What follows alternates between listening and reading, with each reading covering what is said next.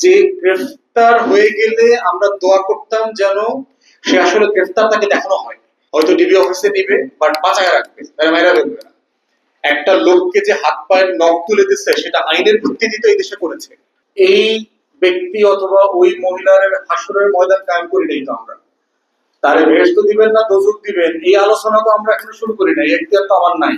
তাহলে ওই আলোচনাটা অনলাইনে কেন দিলেন, ওই ফোন কনভারসেশনটা কেন দিলেন, এবং ওটা দিয়ে কি বুঝাইতে চাচ্ছেন? তার রাজনীতি করবার অধিকার নাই, তার রাজনীতিতে সে সুইটেবল না, ওইটা বলার চেষ্টা করছেন। ধরেন সে বেশ্যা, ধরেন ওই লোকটা একটা স্কোর টাইপের ছেলে, খুব ভালো বাজে ছেলে, কিন্তু একটা বেশ্যার কি রাজনৈতিক কর্মী হওয়ার অধিকার নাই? সে কি বাংলাদেশ রাষ্ট্রের নাগরিক না? সে ডাইরেক্টলি ইনডাইরেক্টলি এই রাষ্ট্রকে ট্যাক্স ভ্যাট দেয় না? অতএব তার কি পলিটিক্যাল সে থাকতে পারবে না? সেই জায়গাতে আপনি কি, কোন জায়গাটা, কোন এভিডেন্সটা কোন মামলায় দেবেন সেটাও তো দিতে পারছেন না। তো সেই জায়গায় আমরা বোধ করছি যে নাগরিক সিভিলিটির জায়গাগুলোতে সোসাইটিতে যথেষ্ট ঘাটতি আছে, এবং এই রিলেশনশিপ গুলো আমাদেরকে নতুন করে মানে মানে এঙ্গেজ হইতে হবে। এঙ্গেজমেন্ট ছাড়া আমি বোধ করছি যে সিম্পলি আইন দিয়ে আপনি এই সমস্যার সমাধান করতে পারবেন না, বরং যেটা হবে প্রত্যেকটা আইনকে খুব অ্যাবিউসিভলি ইউজ করে যাকে যেখানে সিলেক্টিভলি আপনার হেনস্থা করা যায় সেটা করবে। এবং আইনের সিলেক্টিভ হেনস্থা কিভাবে হয় সেটা গত 16 বছরে আমরা দেখেছি, গত 4-5 বছরে আমরা দেখেছি। এখানে ফার্স্ট এন্ড ভিকটিম আছেন। এখানে এই যে সাকিব ভাই একটা মজার কথা বলছেন না, যে গ্রেফতার হয়ে গেলে আমরা দোয়া করতাম যেন সে আসলে গ্রেফতার তাকে দেখানো হয়, এবং এটা করলে আমরা খুশি হয়ে যাইতাম যে না বেচারা গুম হয়নি, একটা মিথ্যা মামলায় ঢুকছে, হয়তো ডিবি অফিসে নিবে বাট বাঁচায় রাখবে, তারা মাইরা ফেলবে না। মানে রাষ্ট্র আমাকে কোথায় নিয়ে গেছে, এবং এগুলোকে সব আইনের ভিত্তিতে করে নাই। একটা লোককে যে হাত পায়ের নখ তুলে দিচ্ছে সেটা আইনের ভিত্তিতে এই দেশে করেছে। রিমান্ডে কিসের ভিত্তিতে নিয়েছে? হাসিনা তো বেআইনি করে নেয়নি, আইনের ভিত্তিতে নিয়েছে। আইনের ভিত্তিতে নিয়েই তার হাত পায়ের নখ, দাঁত, তারপরে কাপড় চোপড় খুলে ইলেকট্রিক সব দেওয়া সব করেছে, আইনের ভিত্তিতে করেছে। তো এই জন্য আমি যখন সাইবার বুলিং এর ব্যাপারগুলো দেখছি আমার কাছে মনে হচ্ছে, এবং এটা কিন্তু একটা গ্লোবাল ফেনোমেনা, ব্যাপারটা এরকম না যে বাংলাদেশে রাষ্ট্র দুর্বল, সরকার দুর্বল, আইনি কাঠামো দুর্বল, বাংলাদেশে হচ্ছে, বাস্তবতাটা তা না, এটা গ্লোবাল ফেনোমেনা। আমি বহু ফিমেল এমপি কে চিনি ব্রিটিশ পার্লামেন্টে যে পলিটিক্স ছেড়ে দিয়েছে শুধুমাত্র বুলিং হ্যান্ডেল করতে পারেনি। ফ্যামিলি ব্রেকডাউন হয়ে যাচ্ছে, ছেলেমেয়েরা মেনে নিতে পারছে না এই সিচুয়েশন গুলোকে, রিলেশনশিপ গুলোকে হ্যান্ডেল করতে পারছে না, পলিটিক্স ছেড়ে দিয়েছে। ওয়েস্টে এই ধরনের প্রচুর ঘটনা আছে। অতএব এই গ্লোবাল ফেনোমেনাটাকে আমার একটা মূল্যবোধ, একটা ভ্যালু সিস্টেম ইম্পোজ করতে হবে আমার স্কুল, কলেজ, বিশ্ববিদ্যালয়, সোসাইটিতে। এটার মধ্য দিয়ে হচ্ছে এটা ম্যানেজ করতে হবে। দ্বিতীয়ত হচ্ছে জুডিশিয়ারির বিষয়টা হচ্ছে একটা গুরুত্বপূর্ণ জায়গা, যেহেতু আইনে রেফারেন্সের কথা বারবার বলা হচ্ছে, এইটা পরিষ্কার করা হয় নাই, এইটা পরিষ্কার করা হয় নাই। দুনিয়ার কোন আইনে লেখা প্রত্যেকটা শব্দ পরিষ্কার করা হয় না, করা সম্ভব না, প্র্যাকটিক্যাল না। তাহলে এটা হয়টা কি?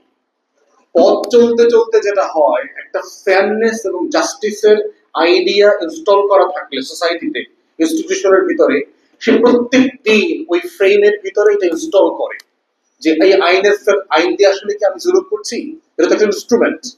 এই যে সাইবার অধ্যাদেশ করা হচ্ছে, এটা তো ইটসেলফ একটা জাস্টিস না, এটা একটা ইনস্ট্রুমেন্ট টু প্রোভাইড জাস্টিস। তো জাজ এবং জুডিশিয়ারি প্রতিদিন যেটা করে পশ্চিমের ইনস্টিটিউশন গুলোতে, সেটা হচ্ছে এই ইনস্ট্রুমেন্টটাকে সে জাস্টিসের জন্য ডিসপেন্স করে, ইউজ করে, এবং সরকারকে সে বারবার মনে করিয়ে দেয় যে এই শব্দটা ডিফাইন করা দরকার, এই শব্দটা ঠিক হয়নি, এই শব্দ দ্বারা তোমরা যা বোঝাচ্ছ জাস্টিস সেটা বোঝে না, ইনসাফ এটা বোঝে না।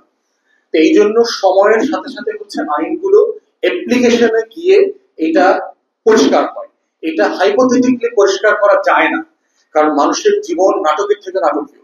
এটা প্রত্যেকদিন এক একজনের জীবন এক এক ভাবে আসবে।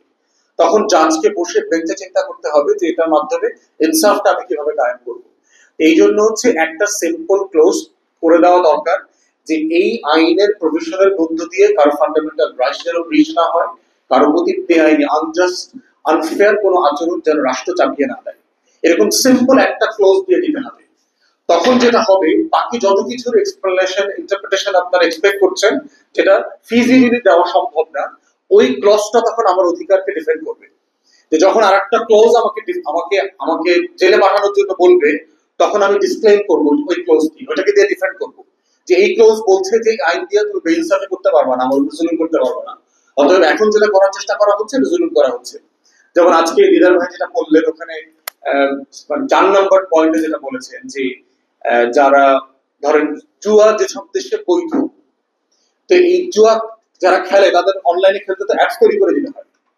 এখন কোন বাংলাদেশি এন্টারপ্রেনিয়র একটা ইয়াং ছেলের মেয়ে এই অ্যাপসটা তৈরি করে দিল, জুয়ার একটা অ্যাপ তৈরি করে দিল লাস ভেগাসের জন্য, কোনো কোম্পানির জন্য। এখন এই আইনে কি আমি তাকে জুয়া খেলতে উৎসাহিত করা হচ্ছে, যেহেতু জুয়া নিষিদ্ধ, তাহলে কি ওই ছেলেটা অথবা ওই মেয়েটাকে কি আমি এখন আইনের আওতায় নিয়ে আসবো, তাকে আমি জেলে নেবো? এই প্রশ্নটা এখানে আসছে না, এটা আনার সুযোগ নাই তো। কারণ সে বাংলাদেশের অথবা বাংলাদেশিদের জন্য, বাংলাদেশের সমাজের জন্য জুয়াকে সে প্রমোট করছে না। এই জুয়াটা প্রমোট করা হচ্ছে এমন একটা জায়গায় জন্য একটা অ্যাপস তৈরি করে দিয়েছেন, এবং এটাই একটা টেকনিক্যাল জায়গা, এটা একেবারে একটা টেকনিক্যাল অ্যাসিস্ট্যান্স। আপনি একটা ছুরি বানাই দিতে পারবেন কিনা? এখন ছুরির কোম্পানিগুলোকে সবগুলো যদি ব্যান করে দেন, বিকজ গতকালকে অমুক কোম্পানির একটা ছুরি ব্যবহার করে একজন নাগরিককে হত্যা করা হয়েছে, তাহলে কি অমুক কোম্পানিটাকে আমি ব্যান করে দেবো, আইনের আওতায় নিয়ে আসবো, তুমি ছুরি কেন বানাইলাম? এটা তো হইতে পারে না। ডাক্তার হাসপাতালে যতগুলো ইনস্ট্রুমেন্ট ব্যবহার করে তার প্রত্যেকটা দিয়ে ক্রাইম করা সম্ভব, তার প্রত্যেকটা ইনস্ট্রুমেন্ট দিয়ে আপনি চুরি ডাকাতি ছিনতাই করতে পারবেন, তাহলে কি ওইটাকে আমি ব্যান করে দেবো কিনা? এই জন্য প্রশ্ন হচ্ছে গুড ফেইথে যে কাজটা করবে এরকম একটা প্রফেশন যোগ করা দরকার, যে এরকম একটা কাজ যিনি করেছেন ইন গুড ফেইথ, যিনি এই দেশের নাগরিককে ক্ষতি করতে চান নাই, তাকে এই আইন থেকে এক্সেম্ট করতে হবে, সেটা জুলুমের শিকার না হয়। এবং পার্টিকুলারলি যে আপনার এই ওয়ারেন্ট ছাড়া গ্রেফতার অ্যাবসলিউটলি আনএক্সেপ্টেবল। গ্রেফতার করা যাবে না উইদাউট জুডিশিয়াল ওভারসাইট। আমরা এন্টি টেরোরিজম অ্যাক্ট ইংল্যান্ড ইউরোপে যেটা ছিল সবচেয়ে বাজে আইন ছিল, বলা হয় যে সেকেন্ড ওয়ার্ল্ড ওয়ারের পরে অথবা ভিয়েতনাম ওয়ারের পরে সবচেয়ে বাজে আইন হচ্ছে ছিল এই গত 99, 2000, 2001 করা সন্ত্রাস বিরোধী আইন যেগুলো ছিল। সেই সন্ত্রাস বিরোধী আইনেও আমরা দেখেছি রাতের বেলা হইলেও ম্যাজিস্ট্রেট থেকে আপনার অ্যারেস্টের ওয়ারেন্ট নিয়ে আসলো, এবং সেটা মানে একপক্ষীয় ছিল, এক পার্টি করা হতো, এবং এটাই একটু সমালোচনা ছিল। তাই ওয়ারেন্ট ছাড়া কোনো নাগরিককে গ্রেফতার করা যাবে না, কারণ এক্সিকিউটিভের গ্রেফতার করবার কোনো এখতিয়ার থাকতে পারবে না। এটাই হলো সেপারেশন অফ পাওয়ার। আমরা যখন বলছি রাষ্ট্রীয় প্রতিষ্ঠানের ভিতরে মানে মানে বিভিন্নতা থাকতে হবে, এখানে দূরত্ব থাকতে হবে, যে একজন সকল ক্ষমতার অপপ্রয়োগ করবেন না। এই জন্য দেখবেন যে ব্রিটিশ আমল থেকে যে আইনটা চলে এসছে যে পুলিশের কাছে গুলি থাকে, পকেটে সে গুলিটা নিয়ে হাঁটে, কিন্তু নাগরিকের গায়ে গুলিটা করবার অধিকার তার থাকে না। ওই অধিকারটা দেওয়া হয়েছে সিভিল অ্যাডমিনিস্ট্রেশনকে, ম্যাজিস্ট্রেটকে, ডিসিকে দেওয়া হয়েছে। ওয়াই? কারণ এটাই হচ্ছে সেপারেশন অফ পাওয়ার। গুলি করার সক্ষমতা আর গুলি করতে পারার ক্ষমতা, এই দুইটা জিনিসকে আলাদা করে ফেলা হয়েছে। এইটা আলাদা করে না ফেললে যেটা হচ্ছে অনেক মানুষের গায়ে গুলি করবে, কারণ যারা অস্ত্র ক্যারি করে এদের মাথাটা থাকে ক্ষমতায়, মানে আপনার ভরপুর থাকে, ডিফারেন্ট লেভেলে থাকে। মানে যেটা হচ্ছে উইন্ডোজ আপডেট আসে না, আইওএস ধরেন, যেটা যে আইওএস এখনো মানে আইফোন মানে আবিষ্কার করে নাই, ওই আইওএস নিয়ে তারা ঘুরে একসাথে, মানে এত পরিমাণ ক্ষমতা তার পকেটে থাকে।